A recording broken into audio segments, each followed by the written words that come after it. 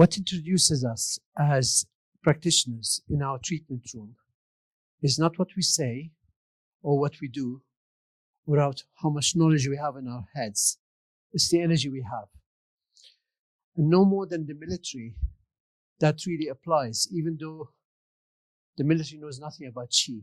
They don't do Qigong, Tai Chi, everything you do, guys. But they are trained, highly trained, to use their gut feelings, their instinct, because otherwise they will not survive on the battlefield. So when they come to you, I don't know, does any one of you work with veterans or military people? No?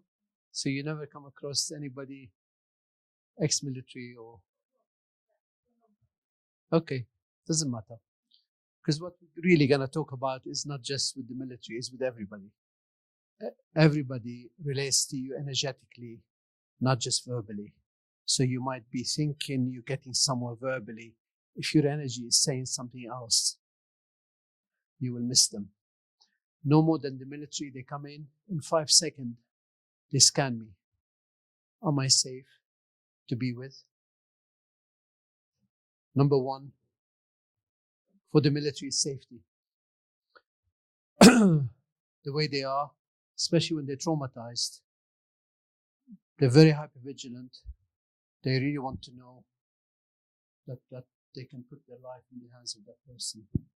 So I think your clients as well will do the same. They will scan you, but civilians are more tolerant. They don't mind if your shoes are not polished, if your shirt is hanging from your trousers, if you're not holding yourself properly, if you're not very focused after a long night. But, with the military, all that is part of who they are. And to be the best you can be is what's going to be contributing to making them feel safe, because they trust that quality. It's about quality. It's about what they see. Does it tally? So they're scanning you, they look at you. Are you welcoming them? Are you open to them? Are you being human, or you're just bullshitting them about things? I remember we had American Royal Marine. I was teaching some acupuncture students about what I do.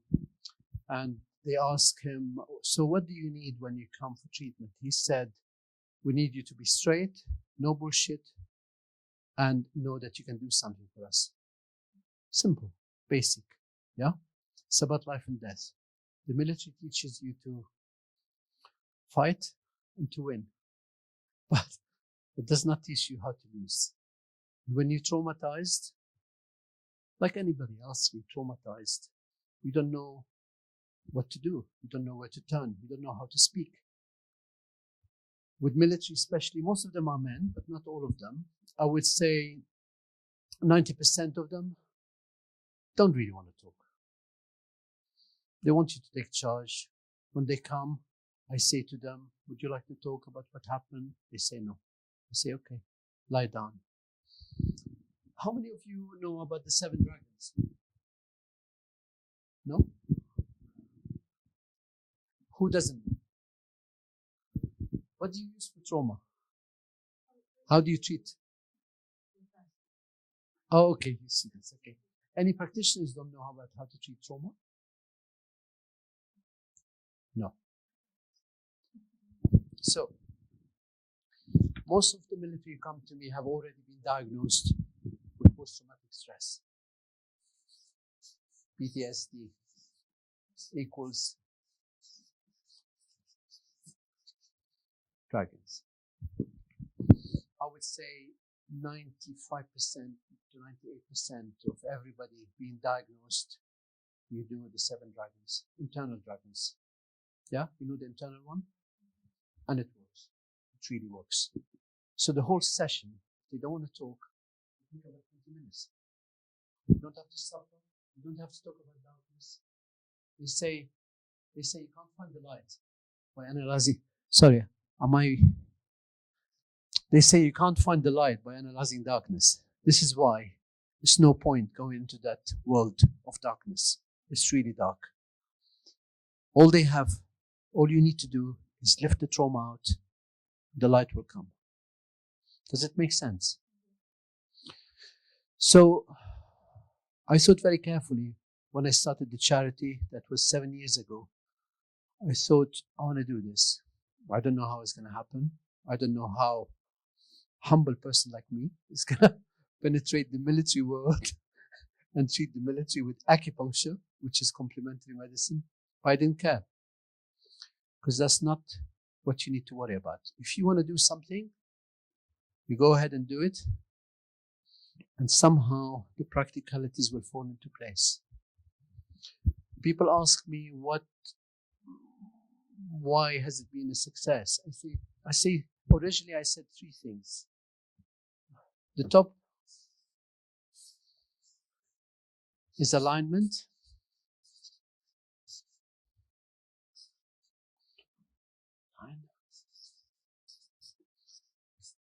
You know what that means? That you know exactly what it is you want to do. With every cell of your body, you are committed to do something for anybody. This was my calling, because I saw a panorama program about 4 lads from Afghanistan who came. They were all traumatized. One of them hanged himself. And his mom gave Panorama permission to show him before he died. And all they were getting were 1 psychiatric visit to a counselor, not a psychiatrist, every 3 months. That's all they got. So, can you imagine if you're drowning, somebody comes to discuss things with you? You need to be pulled out, seen straight away. So alignment, for me, was something really important. I felt when I saw this that I can definitely help, because I used to go and treat people in the civil war in Beirut who were traumatized. But at that time, we didn't know what PTSD was. The second, I think, requirement, whatever you want to do, is passion. Passion is your driving force, is your stamina, is your energy that takes you forward no matter what. And the third thing is skill. I felt I had the skill to do it. I can do it. And we started doing it, and it worked. After working now for 7 years with the military, I developed a 4th quality that I think is really important, which is, what's the right word for it? Adaptability.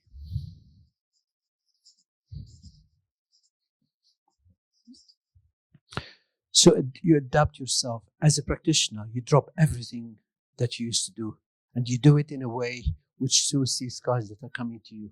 Because it's not about you. It's not about you holding a pad, filling all your questionnaire in order to feel good in yourself. It's about how you connect to them. And these guys are really genuine people. They have been broken down as people in order to be powerful military machines. And the more highly specialized in the military, the more you're broken down. So really, all you use is your guts. And they're really there to make contact, to see you as a human being, connecting to them as human being, connecting to them as human being, keeping their dignity and respect, and treating them in that manner. This is why we don't treat them like mental illness. PTSD trauma is not mental illness. PTSD trauma, 1 minute you're okay, another minute you're not okay.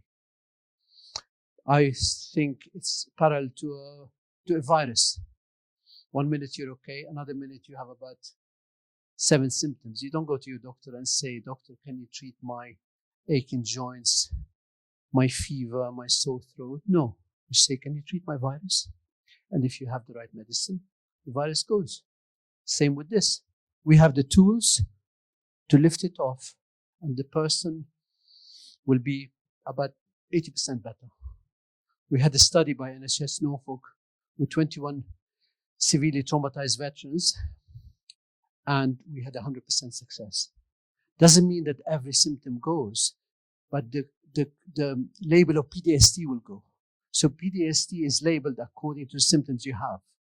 So the mild one are about 20%, the high ones about 60%. We had between 60 and 70%, 21 veterans, and everyone after 3 to 6 treatments was complete, almost back to normal, functioning normal life, and we followed them over 6 months. So, if you get these guys, treat them with respect and use your gut feelings, because this is the way they operate. They don't operate at a different level. I mean, our friend knows about the military because everybody in Israel goes to the military, and they do relate differently, don't they? There is a certain cause, there is a certain respect, there is a certain way of you trying to connect straight to their heart, and they will appreciate that. I want to show you a little video, not to show you that acupuncture works, because you know it works, but I want to show you the excitement of the guys, of the treatment they had with me. And they were really very, very high on the scale of PTSD, because two of them tried to kill themselves about 5 times before they came.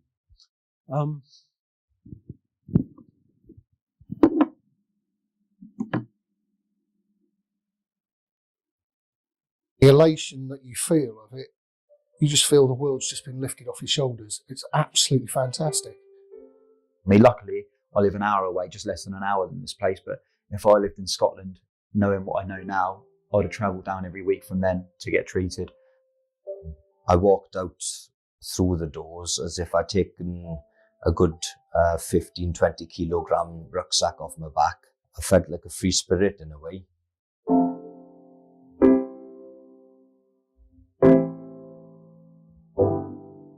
Hi, I'm Stefan Coombs. I used to be in the Royal Welsh Fusiliers. I was a Lance Corporal / physical training instructor, and I'd done 8 years inside the military.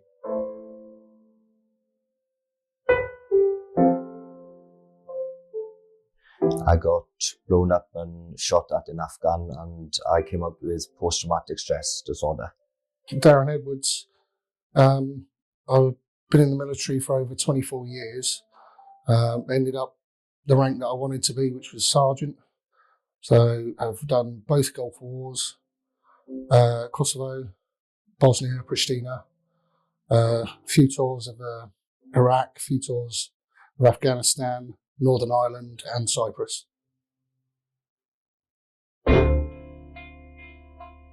I was heavily drinking to sleep, prone to violence, or violent outbursts, and outbursts also at work.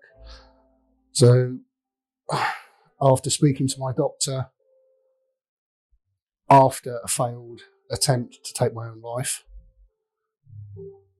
he put me on tablets, and I thought they're not really working. I've got to try something else. I saw the advert. I thought, I've got to go for this. And I'm so glad I did. Hi, I'm Dan. I'm ex-Royal Anglian Regiment. I served 8.5 years, joined in 2006. I did my first tour in 2007, straight after training. I then done another tour in Afghan again, 2010. And then I finally went out in 2012, back to Afghan for the 3rd time. That's when I was injured and subsequently medically discharged.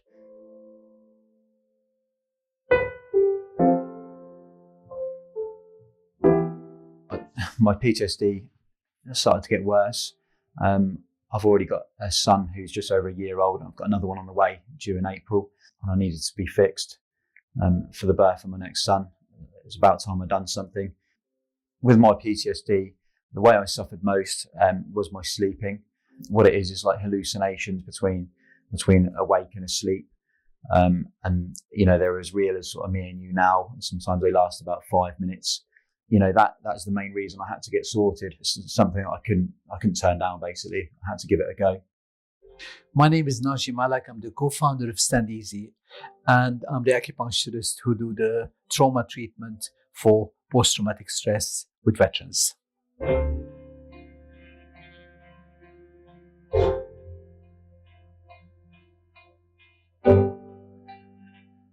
I think for me it was when I left, I was very regimented in a military way. Everything was black and white. I was very angry. I was very frustrated. I was anxious. I had suicidal thoughts on a daily basis, 5-6 times a day. So I took a massive overdose on Remembrance Day 5 years ago now. I've been on medication, I've had therapy, and you get passed around in a way. But with Naji, like I said, he's really professional, very friendly. You don't have to talk if you don't want to talk. He'll just do what he needs to do. I've been with a counsellor. And the thing is, when they're 21 with a degree, they haven't been anywhere. They know nothing. And when they're trying to ask you about your deepest, darkest secrets, you're not going to give them that trust. Naji just gets on with his job, and it's completely different because you don't expect it. You expect to come in and be counselled whilst you're having the treatment. Naji doesn't do any of that. Naji just looks at you, has a quick feel of your pulse on either side, and knows what to do straight away. And you feel amazing afterwards. It's unique because there's no messing around. The last thing you want to do is be put on a waiting list, 6, 7, 8 weeks. I think I rang up, or my partner called. I think I was booked in less than a week later. And the sessions obviously began then. I've had them weekly since that moment. So no messing around, straight in. I spoke to Naji for about 10 minutes. You don't have to tell him anything. I chose to speak to him about small parts of my army career. And he just looked at me and he said, "That's enough talking. Let's get you treated. Let's get you sorted." I would like us to be the first point of call for any veterans who are suffering from post-traumatic stress, because it's quick. And if they want to go and have other kind of support, because we can't maybe accommodate hundreds of people, at least we have taken the trauma out, so they can be much more receptive to talking, to having other therapies. Because when you're traumatized, you are exhausted.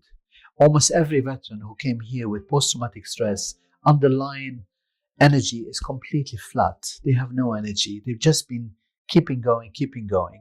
So to bring out things which they don't want to talk about requires a lot of energy. And if you haven't got the energy to work it through, you're going to get more exhausted. No messing about, straight away. When you talk to them, you feel that you start to talk and you talk to over because they're talking to everybody. And the trade-off is because they're not going to help them, this is having more important else. Which makes it worse. So the wish is certain, they talk. So they wait for 2-6 months to be seen. And when they're seen, they're seen by somebody who has seen nothing, like they say, and they want to drag all the dark stuff. We say, no, take the darkness out. The light is already there. The light is a connection between you connecting them to their energy and the energy of the universe. It's there. You don't need to work on it. Nothing to work on. But can you see how the system works in this country? This is what they're up against. They're up against bureaucracy, 3 to 6 months to be seen. And this is why you have all these suicides. You only know about very, very little of the suicides. Most of it you don't know about because they don't advertise it, because the military don't want to be responsible. Sorry? Well, it doesn't help when you're really severely traumatized. I'm not saying talking doesn't help. Some people need to talk a little bit. Exactly. You need the energy. And also, when you have a trauma, when you have, before you do the dragons, there is so much turmoil, darkness, fight inside that your talking is not going to go anywhere. But your counselor want to fill their gaps. I mean, even military charities, they talk. We had a couple of guys who came, did really well, like these guys. They went back to the military charity who did counseling, and they got traumatized again because they wanted them to talk in a group. So we say, no, if you come to us, that's it, guys. You don't talk to anybody. You don't talk. If you want to talk later, when you're feeling good, when you're strong, then you have the stamina, the energy to express. Some people have a lot of issues. They might want to talk about them later.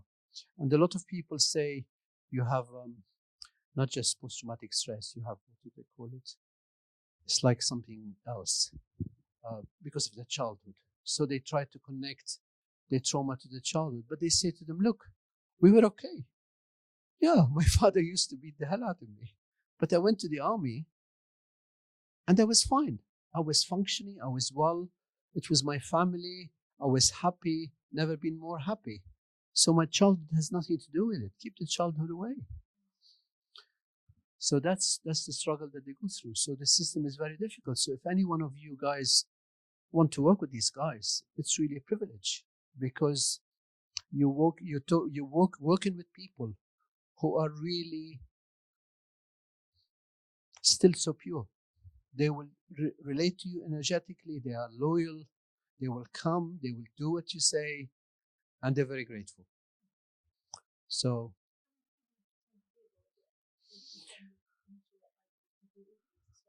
no, never EDs, never external dragons, never any ear points, nothing. I've seen up to date about 400 veterans. Everybody, if always internal, and if they're classified at PTSD, you can bet anything they have at least 3 of these symptoms that I'm gonna write now. So the basic one really is anxiety. Bottom line of anxiety. What's anxiety really? What is anxiety? Fear. But society doesn't say fear, because you don't want to say I'm frightened. You say I'm anxious. I'm anxious, but I'm frightened. So anxiety,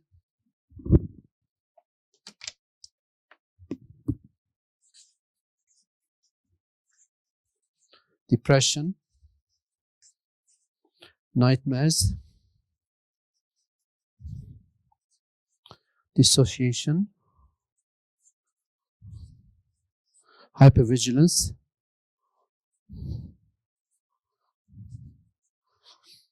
and you have, most of them have anger issues.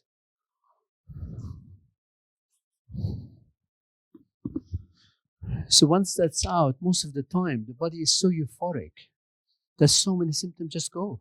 We had a guy, he had a bleed on the brain, and he was misdiagnosed for a week, and he was like in a state of half here, half not here. He was traumatized too. And we did the trauma treatment, and suddenly he felt better. His head was more clear. It's almost like the trauma was holding everything in place. Everything was so tight, even his brain wasn't functioning. So it's a very powerful treatment.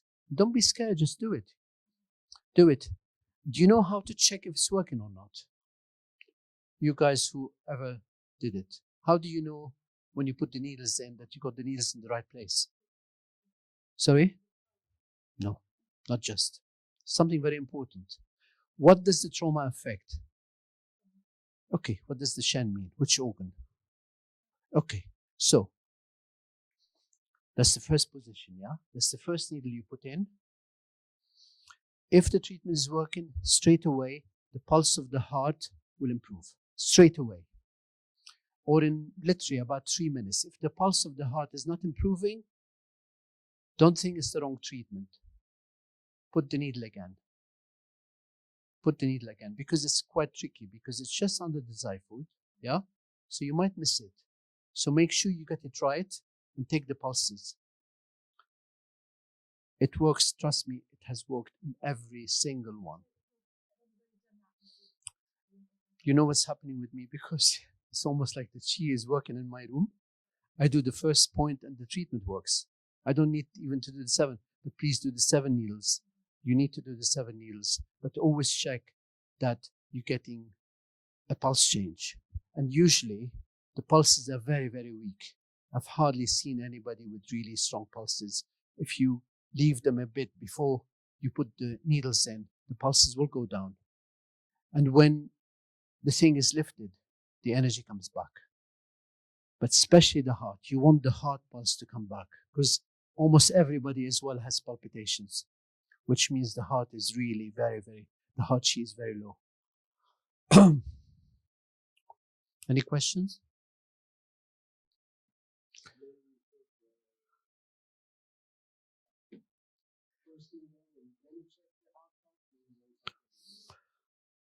I think you can check straight away. But I like to put them all, leave them in neutral position, and then come back to them and just give them a bit of a twist, just a bit of awakening, and then keep feeling the pulses, and you feel the pulse.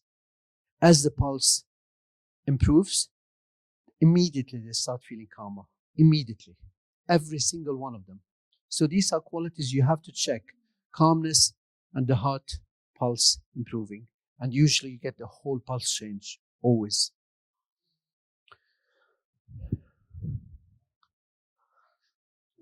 Definitely. They'll be just more present. Then you feel like they're straining. They're weary, they're straining, they're trying to connect with you. They don't really want to. And this is why I don't put any pressure on them. I don't talk much. I don't say much. Afterwards, they're there. Let's listen to the rest of it. Just want to say that, the whole sequence of events when a patient is coming, from the moment they come in, the way you are with them, the way you shake their hands, that they know with every cell of their body, you're going to help them. The way you take them upstairs, no pressure. They want to talk, they can talk. They don't want to talk, put your pad down. Make them feel safe. Never wear a white coat with a PTSD because it reminds them of doctors and psychiatrists. For a lot of them, it's a trigger point. The whole thing is make it easy, make it fun. We have a lot of fun. I have a lot of fun with them. It's not a traumatic experience. It's actually a lot of fun experience. We have a place called the Forum, which is it's a BBC cafe stuff. After the first session, a lot of the time, the ones I like, I take them for a coffee. And it's the worst place for hypervigilance. It's got glass everywhere. It's got unidentified rucksacks. It's got windows with the Taliban snipers on top. And you ask them, how are you? And every single one said, I'm chilled. So straight away, the military will not give away the quality of being hypervigilant because this is how they are. They watch everything. They watch what's unusual in this room. Yeah, that lady is standing there with her hands closed. She's got a rucksack on her back. So, is she safe? They'll always be hypervigilant, but they can cope with it.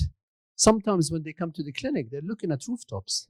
I mean, that level of agitation, of fear, of anxiety, and you bring it right down straight away. Trust me, 20 minutes straight away.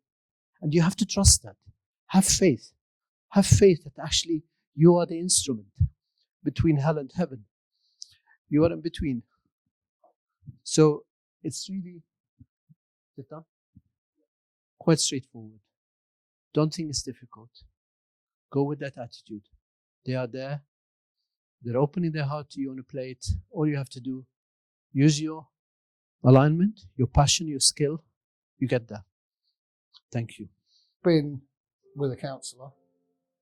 And the thing is, when they're 21 with a degree, they haven't been anywhere.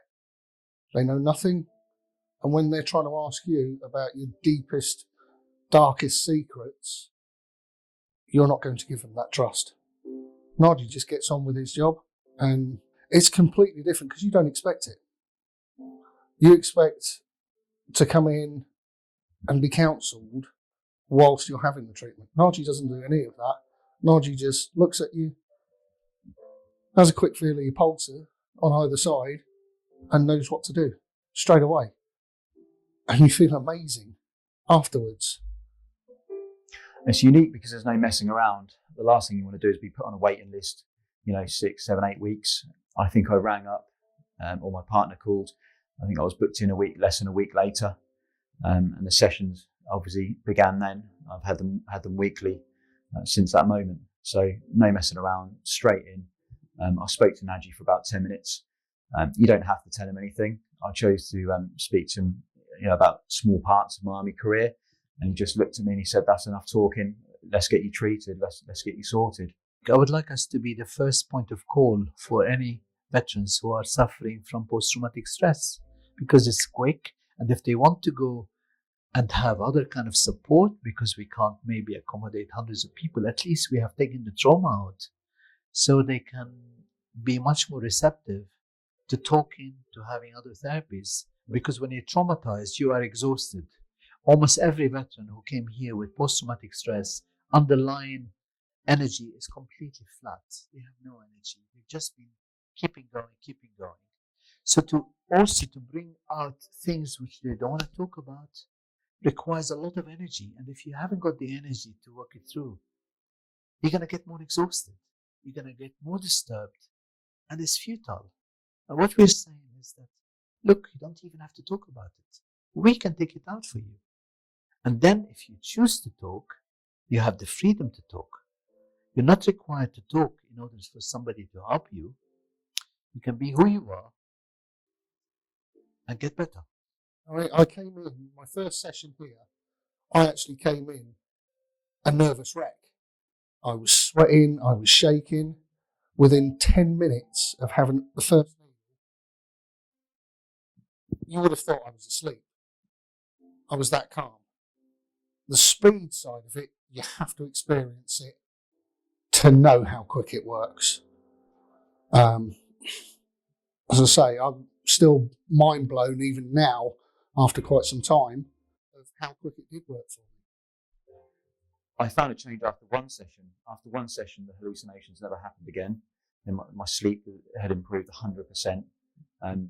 The second session, I started to notice during the second week, my anxiety was a bit better. And the third week, my anxiety was even better. It means I've got to worry.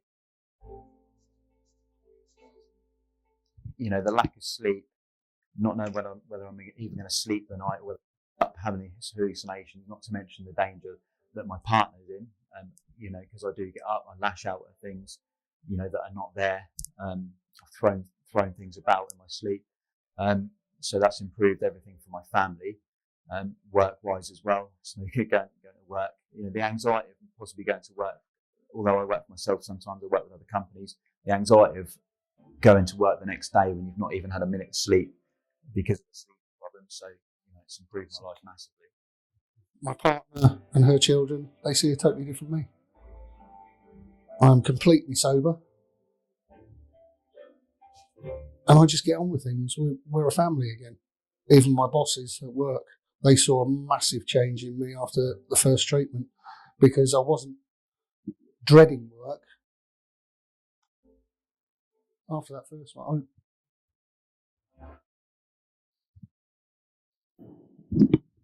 The system, National Health, doesn't work. I wanted something that works. This is what the army does. It creates a system that works. Not very complex, very simple, very straightforward. What works is the best. And now we're getting people from all over the country. They come, they stay for a couple of nights. They have 3 sessions and that's it. Off they go back. We've had people from Northern Ireland, Scotland, Cornwall, everywhere. All the services work with us now. Charities work with us. So there is a huge opportunity for you guys to work. With the army, it's very difficult to get in. When I started, I was calling this and that, and nobody wanted to know. And suddenly I met a really nice Royal Marine who introduced me. He was working in charities with inmates who were in there in prison because of their PTSD. They got into trouble. So he introduced me to all the charities. We became part of Veterans Norfolk. Then we started working with other organizations, important organizations. Then the military, the serving military started sending people. Then the police and the armed police, anti-terrorist police knew from the SAS who were working with them that we treat the military. So they started working with me. But in the beginning, if you have any way in, that's the way in. And be brave and do it. It's not hard work. It's very simple work, very straightforward work. It's the loveliest work. It suits me because of the person I am. I'm quite direct, no bullshit. Myself, be authentic. That's what the military likes. Be yourself, be authentic. Don't pretend to be something else because they can see it straight away on you. And talk from your heart. Make sure that you have the skill. Get on with it. Be confident when you talk. Be direct when you talk. Look at them and talk. And they will trust you. Any questions?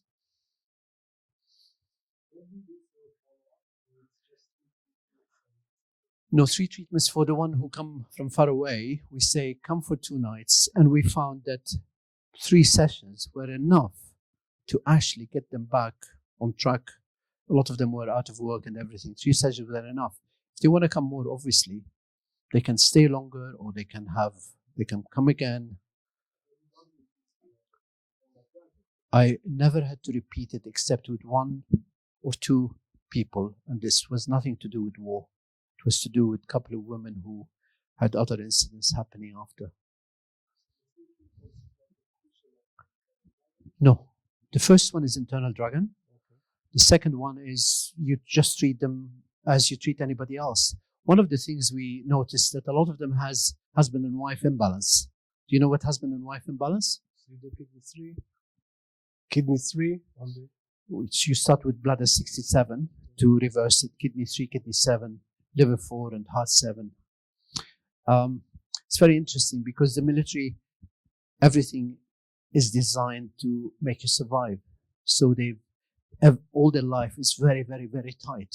So everything is controlled to such a degree that it creates husband and wife. There is no fluidity. There's no, even when they park their car, they don't park it facing wall. They park it at the back facing the wall so they can get out quickly. One of them said to me, he broke out with his girlfriend because she keeps her clothes in the middle of the road where he has to go out if anything happens from his bedroom. The hypervigilance is to that extent that so when everything is so tight, this is one of the things I noticed. It happens again and again is a husband and wife imbalance. It was very funny. I tell you this story. This was a paratrooper who was in Bosnia, and they were observing a big factory. They thought it was an armed dump. It turned out to be where the Serbians used to bring the Muslim woman there. It's really awful. Anyway, he was traumatized. He came, felt much better, but he had a husband and wife, and he was with this woman who just came out of a relationship, and she was very vulnerable, and and he was very wanting to sort her out. The military, they want to sort you out. They want. So I looked at him. I said, Andrew, you're 95% action and 5% receptive. This is why you're not getting anywhere with this woman. She's running away from him because everything she says, he wants to sort her out. So I said, look, imagine a woman is a horse. What do you do with the horse? He said, oh, I had a horse when I was 16. I would stand, let the horse come to me. I said, exactly. So you must be 95% receptive and 5% action with a woman. Then you'll have much better relationship. So the following week, he didn't have a husband and wife. I said, how's your relationship? He said, so, with the military, you get that. They are control freaks because they want to stay alive. And when they're better, when they're chiller, when they're happier, that kind of tight control on everything is easier. And then they can start to connect. And the more you treat them, they start to connect more. And a lot of them are extremely sensitive because they know how to be authentic. They know how to be real people and work from their guts. Do you find more leader type people who are like in control? Or? Not really. I don't really think there is any types, to be honest. I think a lot of them have very bad childhoods. A lot of them come from rough families, alcoholics and beaten up and all that stuff, parents, but no. But anger issues do come up, obviously. It's like, the military is very tight. Why PTSD came very much to the open is because when a military guy gets it, if you think you are breaking somebody down, you are shaping them in the way you want them to be shaped in order how to function best as a killing machine. So when that second personality breaks, all hell breaks loose because everything is so tight. So it came much more to the open with the military because also they started killing themselves. They started topping themselves, like you hear, 2 of them. I mean, one of them wanted 5 times, and every time they remember something, Remembrance Day, Army Day, something happens, Guy Fawkes Day, fireworks, everything can trigger things. So it's not easy. That's why they need our support. So, whoever of you have a chance to do some work, do it, really.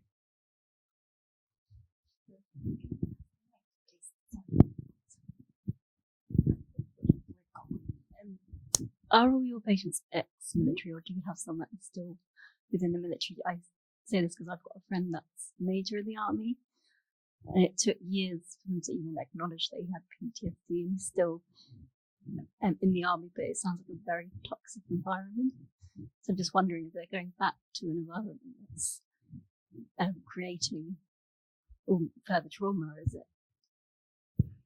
It's more of a challenge, but if you do that, Mm-hmm. then they can make better choices. They'll be stronger. I say to them, look, after they release, feel better. I said, don't be afraid.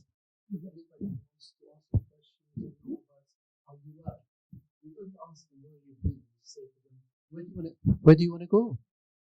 Where you've been is not important anymore. Where you've been is traumatic, it's dark. Where you want to go is what matters. And you tell them, I help you get there. What do you need to get there? What do you need? You feel more comfortable, you feel more connected, you feel you're able to talk to people better, you have more courage.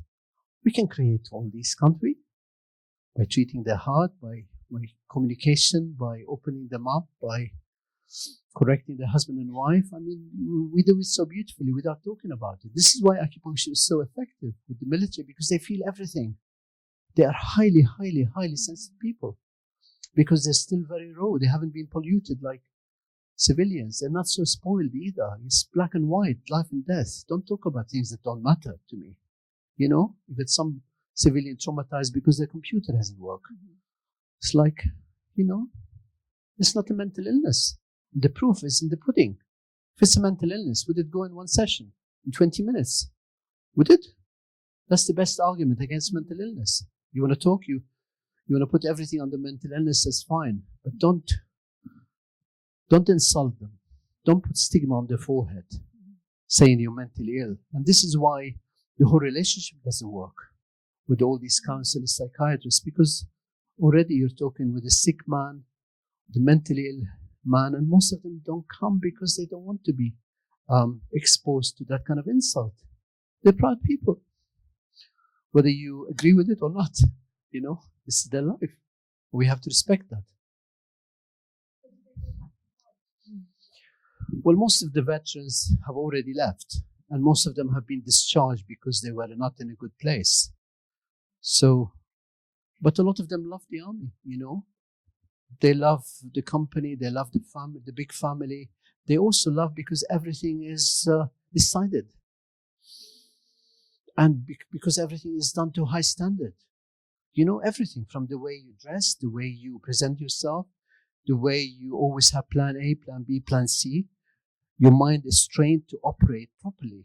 And this is why civilian life is very difficult, because not only do they lose the family and the army and the company and the support, but also everything is shabby, isn't it? We can't get anything done. Everybody does half a job. Your decorator doesn't do a job properly. Your mechanic tries to rip you off. Politicians are all liars. So what do you trust? No wonder, they are royal, because they see the institution as still one thing, whether you like it or not. I'm not telling you should, but that still kind of has some kind of order, organization, discipline, and some kind of purity.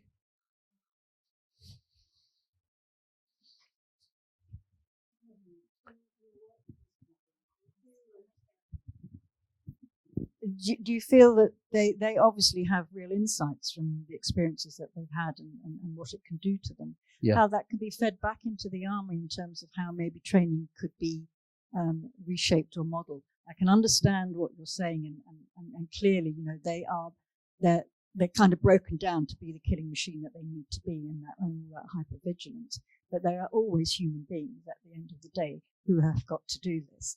And so, I'm wondering whether, I can see why not wanting to go back and look at anything again serves their future functioning and happiness. But at the same time, maybe some of that insight that they have, they're privileged in that sense to have that insight.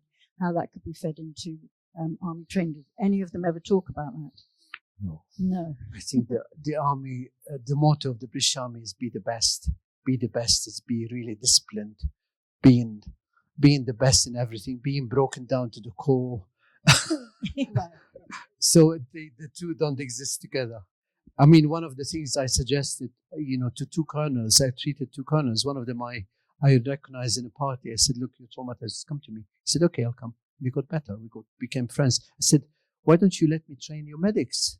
So instead of bringing more soldiers from the battlefield and throw them in the dump heap of civilian life, why don't you train me to train the medics to treat them there and then? Didn't get anywhere. The army has systems you cannot penetrate. So your wish is something quite extravagant for the army to do.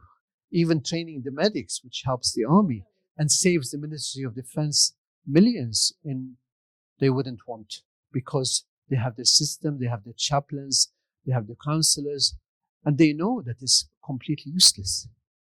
But they do it. They don't want to change systems. A lot of charitable organizations in the army, military organizations, they know nobody's getting better with counseling. They still do it. That's so counterproductive. Yeah, but this is how they raise money, and they pay themselves, and it's very corrupt. But this is why I want to do something simple. I want something really simple. I did it on my own. In the beginning, I didn't even have except one volunteer, and we were getting the people, and the charities and the veterans were really impressed, and they started voting with their feet for us. And I got the first local hero award after 1 year of the armed forces in Norfolk, and because it worked, and because there are people who want things. They want simple things. Can you imagine a guy who's never spoken his life, suddenly when he's traumatized, he has to sit in front of the counselor and start talking about everything? I mean, so alien. So, this is the first step if he wants to take. When they come to us, they think, oh, wow, is this the journey? This amazing journey. I came, and Naji gave me a good handshake, took me to his room. In half an hour, I was better. Can you imagine the other route that they have to take? Waiting, attempting suicide, talking uselessly, getting exhausted, going and locking themselves in. And this is why it broke my heart. I thought, I can do it. I bloody well will. And I didn't think of detail. I just thought of the result.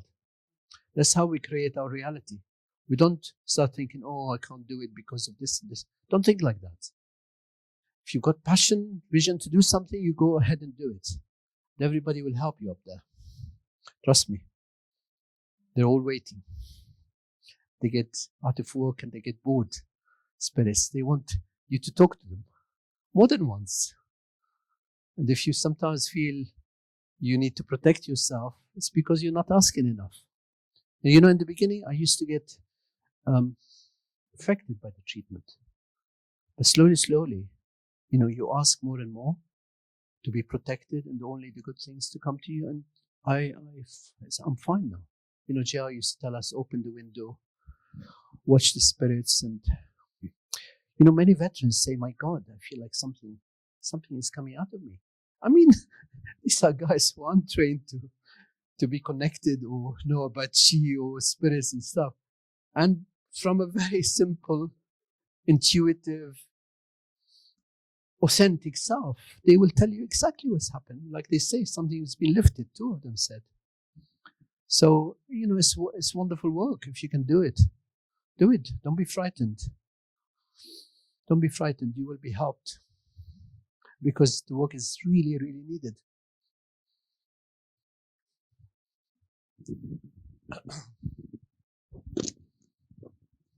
Do you think there's any possibility in the near future that this will become part of the NHS, because they're obviously diagnosed with this, that the treatment could be come under that umbrella and them get it? Maybe. First off? Maybe. I'm not convinced. Yeah. To be honest, I don't want to be involved with the NHS, to be honest. Okay.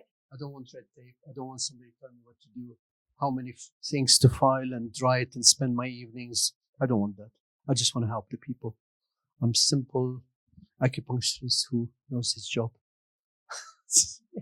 So I doubt it, even though we've had a lot of psychiatrists sending me people. I've had people coming from a hospital in London. So we are on the radar of doctors' well-being clinics in Norfolk and in the country because it's all one system.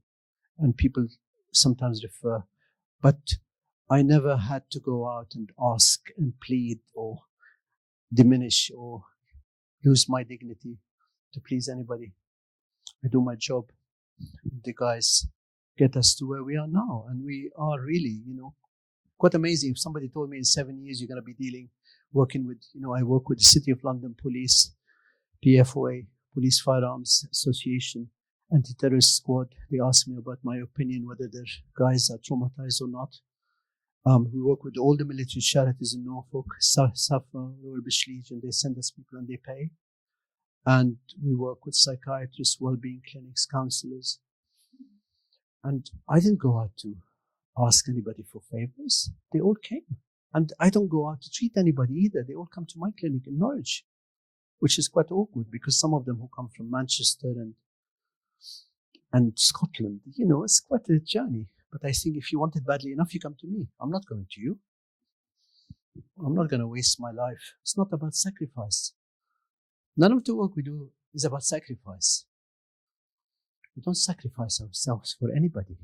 It's about surrender. Surrender is about following the spirit, following the flow, being who you are, seeing them who they are. And you surrender to a greater power which helps you along the way. You don't sacrifice your energy to help somebody. This is control. Do you understand the difference? Some people think, oh, this is really difficult treatment. I have to kind of suffer. Well, don't do it then. Go and sell tomatoes. If it's hard work, do something that's not hard work. For me, this is not hard work. It takes 15, 20 minutes. A lot of the time, we have coffee. Darren, not this one, Darren the sergeant, the first one, is a really good friend of mine. He's one of my trustees now. So, stay in the zone, stay happy. Whatever you do, don't put pressure that you feel you're losing yourself. Because once you do that, you're coming out of your power. You're coming out of your alignment. You become weak. And the reason we are strong is because I did exactly from the beginning what I wanted to do. No compromise. Don't sell yourself for anybody. Nobody. Naji, I love the spirit and I love the simplicity. Really, I mean, it's catching and it's amazing. Thank you. But I still ask you, kind of, my mind is much more ordered in the way of patterns. Please. So, what is your next milestone? What's your pathway? You start with internal dragons. Yeah. Then they are back connected to their own Shen. Yeah. Then if they are not well enough and you feel on the pulse, you do husband and wife. Then, well, husband and wife only if it's needed. See them as an ordinary patient. After the dragon, after the possession, see them as ordinary people. And do you see anything common? Because, it's like somebody suddenly switched from one situation to another. So they're not exactly ordinary. There is a gap that they need to fill in to become ordinary. I think you will fill the gap. Your friendship, your support, your guidance is going to fill the gap, not the acupuncture points. The acupuncture points is to balance them. And you start giving that confidence back. And you can start giving confidence back even when they're traumatized because you see them. So it's filling the space with your own Shen. Absolutely. With your own confidence in them. Say, my God, I trust you. You're a powerful man. What can you do? What do you want to do? Tell me where you want to go. I'm here. I help you. I really don't think you need to worry about that because they are people who are much better trained than we are. They also know plan A, plan B, plan C. Most of them are highly organized. They get jobs in places where they have to coordinate things, organize people. A lot of them have factory jobs where if they work in the city because their courage, they do very well. They have really a lot of gifts, so we mustn't see them anymore once they're well as people who are totally lost. But your support, your guidance, and if you're not sure, keep seeing them. Some of them come after 3-4 years. They still come every now and then because they just feel nice. They trust you. They trusted you when they were bad, and they keep trusting you when they're well. They trust your vision of them and your confidence in them. You saved. Half of them say you saved my life. Wonderful. Thank you very much. What else I can do, I will do for you. And do you feel you use more source points later, more earth, more? I wouldn't. No. No. I think you really need to see them as different people once that's out, because when that is in, all the elements are disturbed, isn't it? The chaos that if somebody is possessed, that creates, you can't see elements very clearly. You can see water very clearly because they're all anxious and frightened, but it's because of that entity, not because that's their original element. So once that's out, then you can start looking objectively at them and seeing who they are. And do you find anything common between all of them once this is gone, or not necessarily? Not really. Okay. Only their character and their vision. No.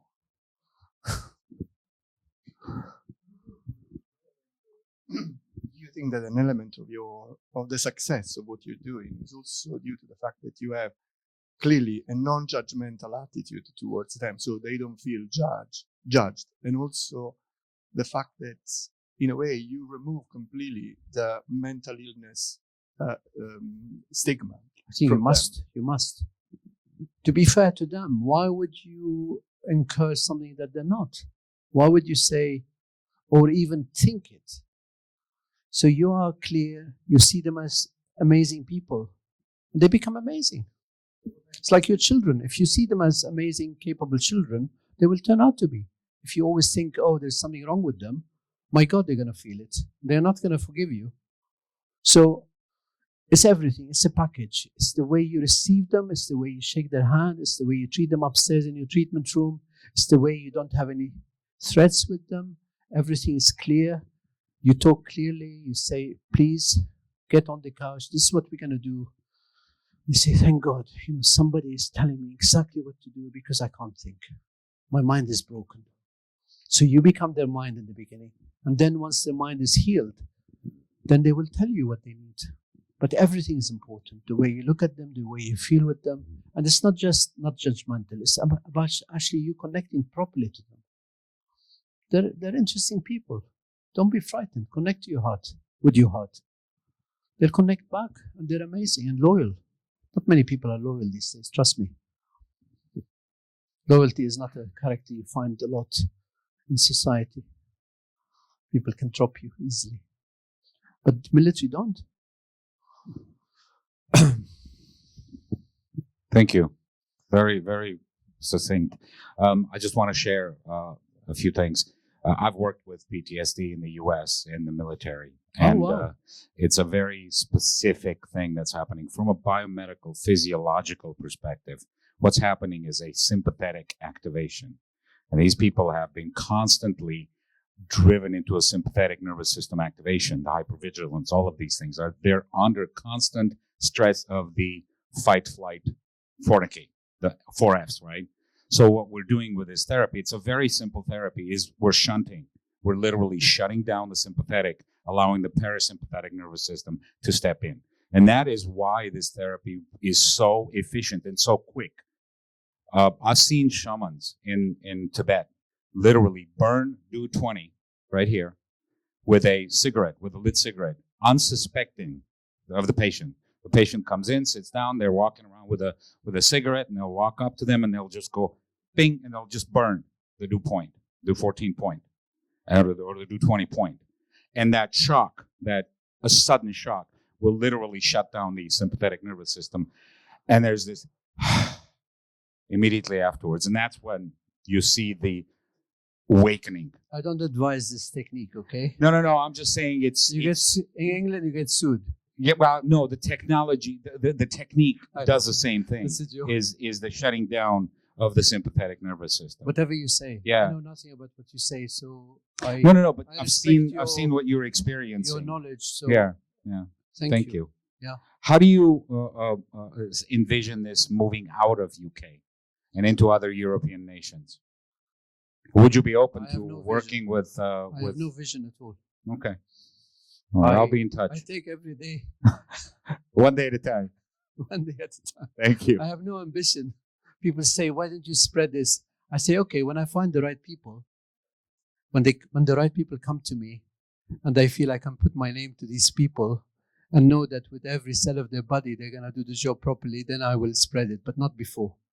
I will do what I can, and this is enough for me. Yeah. Otherwise, better not do a job if you do have a job, isn't it? Otherwise, people will say, "Oh, acupuncture is dreadful. I went to this guy and he didn't help me." I don't, because everybody who comes has got better. Every single person. There was one veteran who portrayed all the symptoms of PTSD, and he was in terrible grief about his wife, and it only treating the metal, but that was one out of literally about 400. So the treatment does work, guys. Anybody diagnosed with PTSD is already ripe for this treatment. Sometimes when people come to you, they're not diagnosed with PTSD. They're anxious, maybe a bit depressed. You take their pulses. If their heart pulse is fairly good, strong, they're probably not traumatized. But everybody who's traumatized, their heart pulse is weak. Everybody. Everybody. Or the whole pulses are weak.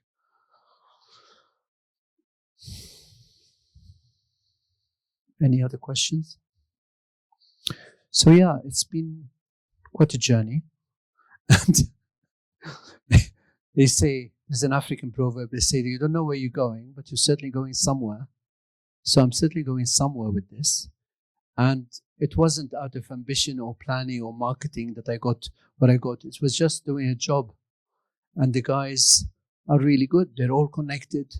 They're all connected to other veterans, to organizations, to their colleagues, to their mates, and they put the word out. And this is why I got where I am.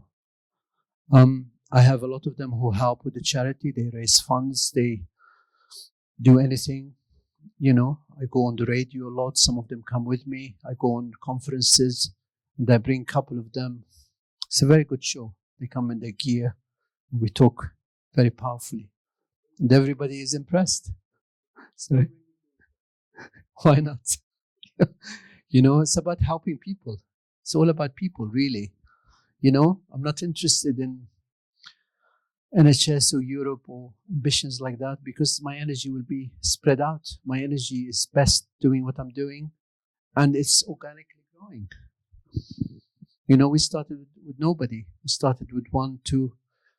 I was fortunate enough to have a center where I can house the charity, and you know, they used to come, didn't even charge anything for a year and a half, didn't get paid.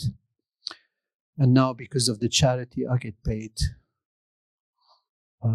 for the people I see and stuff. So, you know, it all works out.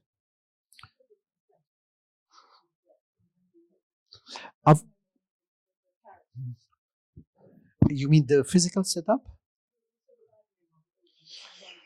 I've just got one lady who does all the admin, and I've got another volunteer, and I've got a lot of helpers who go out in the field, if you like, and raise money from Tesco, from organizations, and in the market. We have stalls, we have banners, and the military come with their badges and things. So we're small scale, but we're effective. We are the cutting edge in this country. Nobody can do what we do. Nobody does it in the speed, and nobody books the guys. Most of them have been booked within 3-4 days. I had a story. Somebody was diagnosed in Northampton. He was an army trainer in a camp in Northampton. He was diagnosed at 9 o'clock by his doctor, PTSD.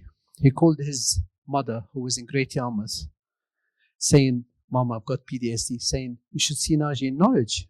So 9:30, she told him to come to Norwich. He called me 9:30.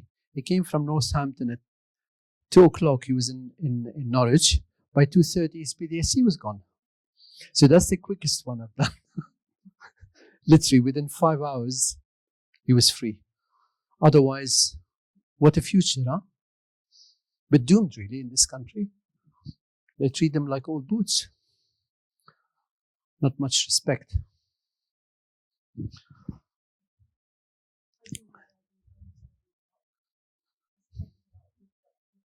I agree with you. I agree. I think whenever you doubt it, whenever you doubt that somebody is traumatized, do it. It only takes 15 minutes, 10 minutes.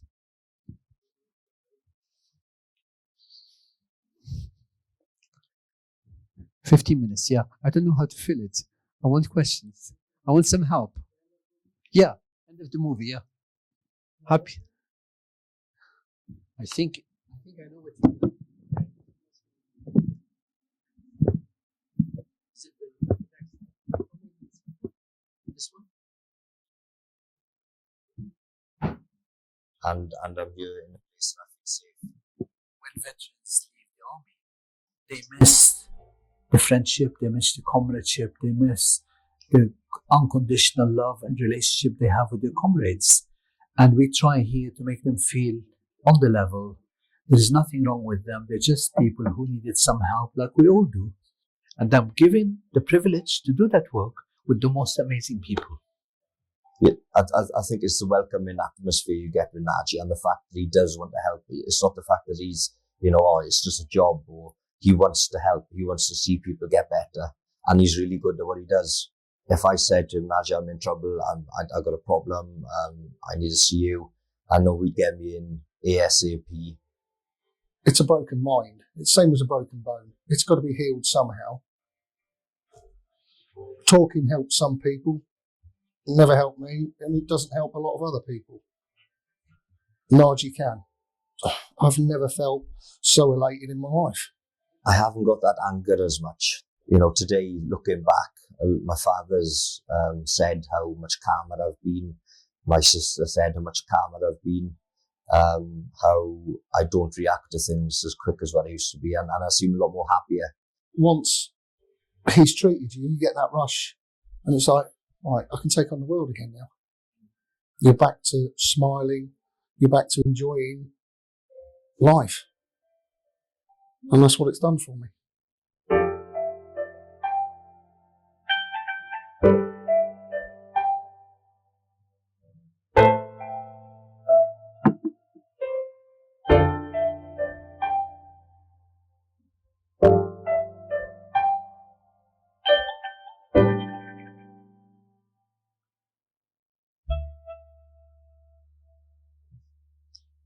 Can you see the extreme? Can you see the extreme state of being with the sergeant, from being completely, not even being able even to get to my room? He was held by his wife and he was shaking, to how elated he was after a few sessions. I mean, you don't get that with ordinary people. That contrast. And this is what the possession does. This is what the Seven Dragons does. It is quite a very dramatic treatment. And then afterwards, just do whatever is required. I mean, a lot of the time we do these points, kidney points, if they're really, really in a really bad state of fear or depression, you do kidney 23, 4, 5, 6, 7. But I wouldn't say there is anything really in particular that veterans who are traumatized would need. But yeah, I mean, really, really quite amazing reshuffle of their life, of the cards, of their health after this. And he only had like a couple of sessions after the first one, and he's feeling elated, amazing. How can this be mental health, guys? That's the argument we have. And they say, in every opportunity I have, don't treat them like this. Don't demean them and lump them into the mental health kind of thing. This is the last thing that a veteran would want to be called that. Shame on you to call them this. Any other questions, please? Please? I beg you. One more question. We're almost there. May I ask? Can I ask? Do Please. you work with veterans only? No, or no. You help people with PTSD. That could happen. Well, because I do a PTSD, I get, to be known as the trauma guy. I treat traumas a lot in Norfolk. But I also have people who have boring pains in the knee and elbow. I don't like to treat. I like drama in my life. No, I get everybody. But the emphasis has been with the charity and some people on trauma.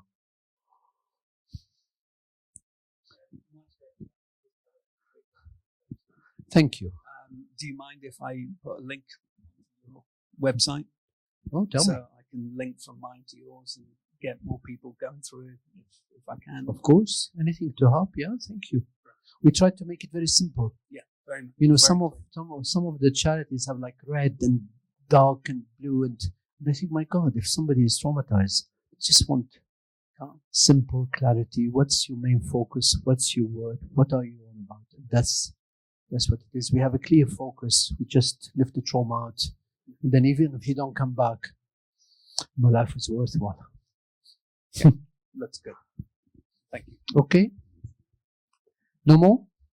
Okay. Thank you very much for listening to this very intense subject, but very happy because the outcome is very good. So remember that. Okay? Don't be frightened of dragons and demons and stuff. They're not going to haunt you. Always ask for help. Thank you so much. Thank you.